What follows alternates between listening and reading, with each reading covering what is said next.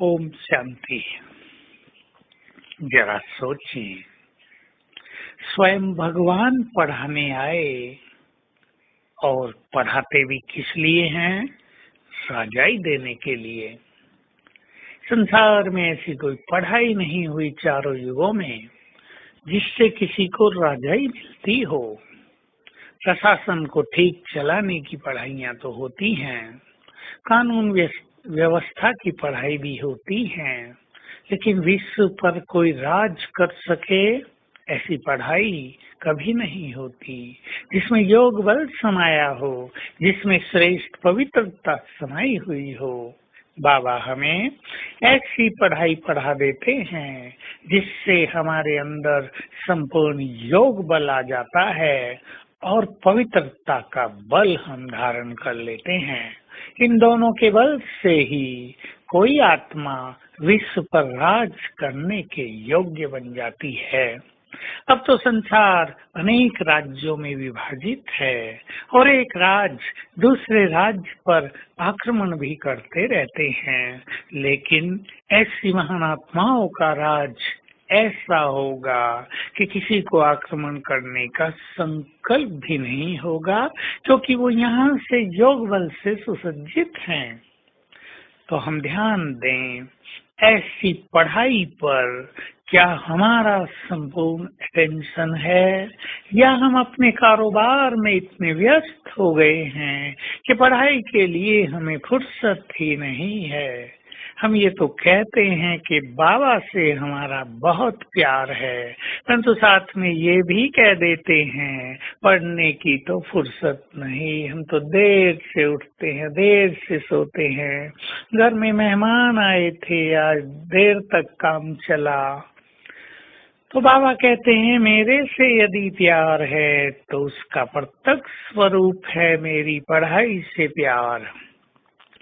पढ़ाई का एक प्यार तो ये है कि हम रोज उसकी पढ़ाई पढ़ने आए, लेकिन बहुत इम्पोर्टेंट बात है कि उस पढ़ाई को हम जीवन में धारण करते रहें, उसे फॉलो करते रहें। यही हमारा सच्चा प्यार होगा बाबा से और उसकी पढ़ाई से। तो हम अपने को चेक कर लें, क्या हम इस पढ़ाई को इतने ही महत्वपूर्ण ढंग से पढ़ रहे हैं कि इससे राजाई मिलती है। एक बच्चा जिसने MBBS कर लिया है, BTech कर लिया है, MD, MS या MTech करने की सोचता है, बहुत प्रयास करता है, कोचिंग लेता है, वो समझता है कि ऐसा करने से उसकी कमाई बहुत अच्छी होगी, उसका नाम रोशन होगा, वो अपने प्रोफेशन में बहुत अच्छा कर पाएंगे।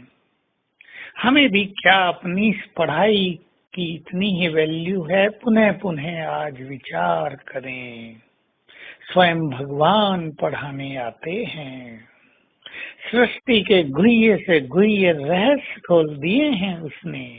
वो हमारी समझ में तभी आएंगे जब हमारी बुद्धि स्वच्छ होगी, पवित्र होगी। क्लीन भी हम बुद्धि को करें, व्यर्थ से मुक्त, और पवित्रता के बल से इसको पवित्र भी बनाएं, तो सृष्टि के सारे रहस्य भी हमारी समझ में आते रहेंगे। तो हम रोज की मुरली से कोई 2 बातें अवश्य याद कर लिया करें। जितनी बार दिन में उन्हें याद करेंगे, उन पर मनन चिंतन होगा और व्यर्थ से मुक्ति रहेगी। चाहे कहीं उनको लिख के रख लें, स्लोगन वरदान लिख लें, जिससे हम बिल्कुल श्रेष्ठ स्थिति में रहें, चिंतन में रहें, क्योंकि बाबा की बातें तो बहुत गुह्य हैं, परंतु वो समय पर भूली रहती हैं। तो आज मनन शक्ति को बढ़ाते हुए, ये संकल्प करते हुए सारा दिन इस नशे और खुमारी में रहेंगे। स्वयं भगवान हमको पढ़ाने आया है राजाई देने के लिए, राजाई देने। और एक सुंदर सा विजन बनाएंगे, सीन बनाएंगे। बाप दादा सामने खड़े हैं और हमें ताज पहना रहे हैं। लो बच्चे, ये मैंने स्वर्ग रच दिया तुम्हारे लिए, अब तुम इसको संभालो। बहुत अच्छी अनुभूति होगी और साथ साथ बीच बीच में अभ्यास करेंगे कि सर्वशक्तिवान की शक्तियां मुझ में समा रही हैं। ओम शांति।